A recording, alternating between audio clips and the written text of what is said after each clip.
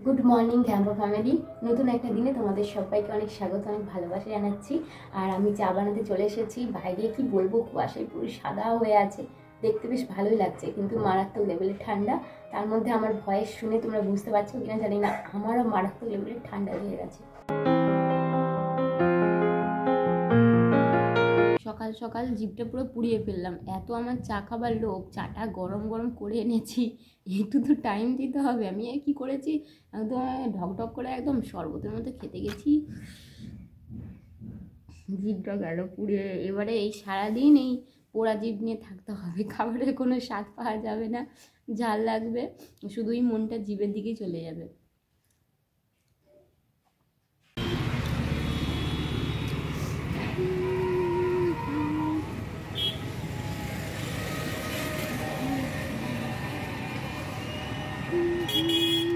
বাড়িতে নেটওয়ার্ক পাইনি বলে সকালবেলা হাঁটতে বেরিয়ে গেছি। আমার হাঁটাও হচ্ছে, প্লাস হচ্ছে ভিডিও আপলোড হচ্ছে।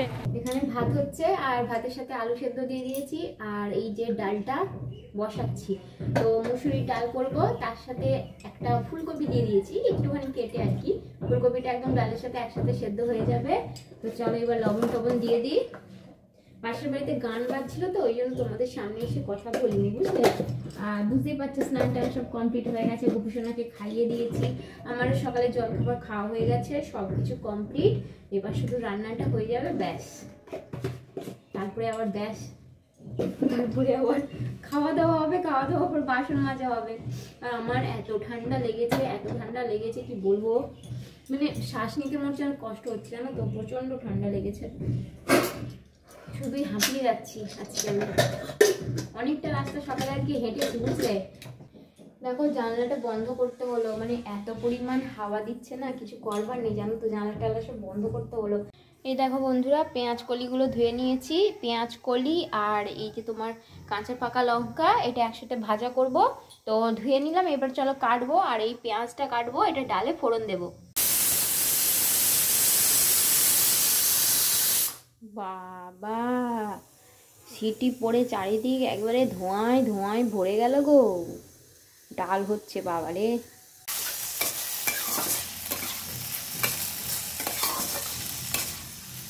ভাত হয়ে গেছে, আর প্রথমে ভেবেছিলাম পেঁয়াজ কলিটা ভাজা করব, আলু সেদ্ধ মাখবো। তারপরে আমার কি মনে হলো বলো তো, ওইদিকে পেঁয়াজ কলিটা তো ভাজা হচ্ছে, একটা জিনিস করা যাক।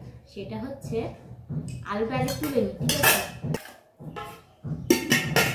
ভাতটা তুলে মানে ভাত থেকে আলুটা তুলে নিয়েছি। এইবার চলো ওই পেঁয়াজ কলিগুলো ভাজছি না, ওর উপরে এগুলো ছেড়ে দেবো, দিয়ে একসাথে ফ্রাই করে মাখবো। কেমন হবে বলো তো ব্যাপারটা? মনে তো হচ্ছে ভালোই খেতে হবে। আমি প্রথমবার এইভাবে ট্রাই করছি, চলো দেখা যাক। দেখো আলুগুলো পেঁয়াজ কলির ওপরে দিয়ে দিলাম, দিয়ে ভালো করে এটাকে না ভাজা করে নেবো। তারপরে লঙ্কা ভাজবো, শুকনো লঙ্কা দিয়ে ভালো করে এটাকে চটকাবো, বুঝলে। ভালো করে আগে একটু ফ্রাই করে নিই। আর এদিকে বেগুন পোড়াটা তোমার আমি মানে পোড়াতে দিয়ে দিয়েছি আর কি বেগুনটা। গরম গরম ডাল একদম রেডি। আর ফুলকপিটা না খুব জোর সেদ্ধ হয়ে গেছে, পুরো ঘাটা ঘাটা হয়ে গেছে। আর উপর থেকে একটু কাঁচা সর্ষের তেল ছড়িয়ে দিলাম, বুঝলে। প্রতিদিন আমার চা খেতে খেতে প্রায় সন্ধে হয়ে যায়, তোমরা তো জানোই। আজকে এখনো দেখো সন্ধে হয়নি, আর আমার চা বানানো হয়ে গেছে। দেখো বাইরে ভালো আলো রয়েছে, এমনকি 4:30 বাজছে, ঠিক আছে।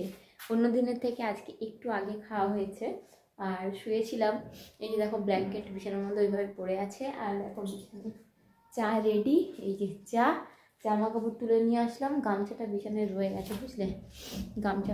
গামছার জায়গায় রাখা হয়নি। ওষুধটা খেয়েছিলাম না, মাথাটা কেমন ধরে গেছে দেখছি। তো মাথাটা ধরেছে বলেই ভাবলাম যে চাটা খাই, খেলে যদি ঠিক লাগে। আমি তো দুপুরে ঘুমোই না, ঘুমোলে হয়তো ঠিক হয়ে যেত। যাই হোক চলো, আজকে একদম সকাল সকাল চা খেয়ে নিচ্ছি। এই যে